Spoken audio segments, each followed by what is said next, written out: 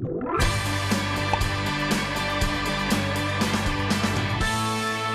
9:38, welcome back to Ask the Expert, our final segment. So we want to get right into several phone calls that we're getting, and it's very interesting to hear what people have to say, actually. Eric's here to answer your question from Capital Hearing Clinics. And Jane's on the phone right now. Hello, Jane. How are you? Hi, I'm good, thanks. Good. Your question today?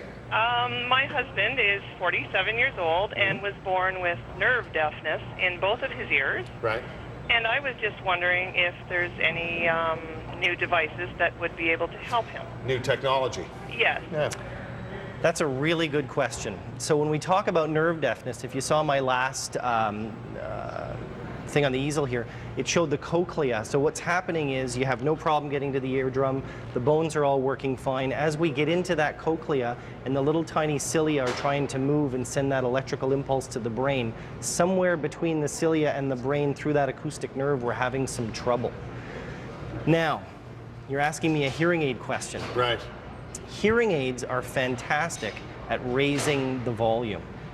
The question we're going to have with your husband is, can his brain take sounds, put them together to understand words?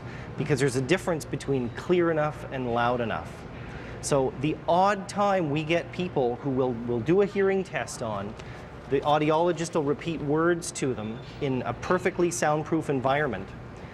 The person will repeat the words back. If they get a score of 100, we know they're going to be a great hearing aid candidate. Right. If they get a score of 20, that means in a perfect environment, they're getting 1 out of every 5 words.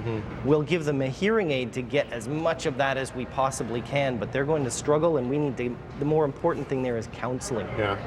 Let me ask you this. How often should we have our hearing tested, Eric? Is there a certain, like, is it once a year, once every couple of years? What? We certainly suggest once you're over the age of 40 to come every 2 years, just to keep an eye. You never know what's going to happen with your high frequencies, because we'll often lose those and we have no idea it's happening. Really? We had one gentleman last week who said he thought all the crickets had died from acid rain because he didn't hear them. Anymore.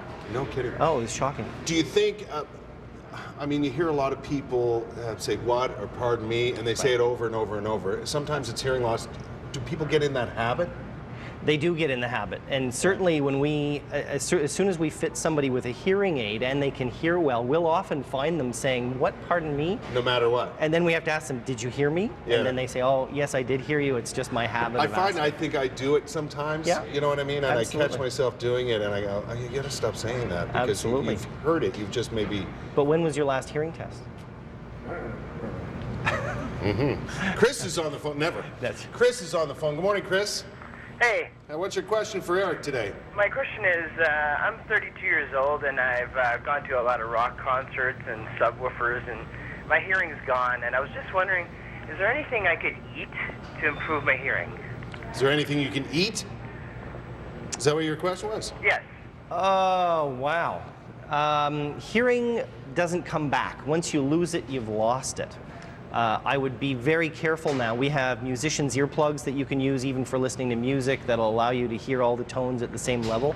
But in terms of eating, I know there is something on the market about a vitamin. I'll be honest, from my point of view, the jury's still out about it. We'll have to wait and see. I wouldn't hold your breath. Well, thank you. Very no problem. interesting. Thanks for the question. Do we have time for any more questions? We're done, eh? I'll tell you what. I'm going to come over, Eric, Sure. and have a hearing test. Yeah. And maybe next time you're here in a few weeks, right? We'll show people what that involves, because oftentimes they don't want to get their hearing test, like getting your eyesight tested, right? I know. You're afraid of the result. We spend a lot of our time just counseling people. So even if you do get a hearing test, you've got a slight hearing loss, we will do more counseling than anything else. So we get a lot of people who are still working, they're still active, and we'll just give them some strategies on how to cope in their day-to-day life. Excellent. Well, we'll test it out and we'll show people exactly what they're in for. Good. How about that? Wonderful. Thanks for joining us. Thank you. Eric joining us from, of course, Capital Hearing Clinic with 3 locations here in the Ottawa area. If you want to get in touch, there's the information on your screen. Check out the website at capitalhearing.ca. Eric McEwen will be back from Capital Hearing Clinic in just a few weeks here on Ask the Expert. Take a break now. It's 9:42, coming up on 9:43. A little more fashion from Shad coming up before the show's over. See you in a minute.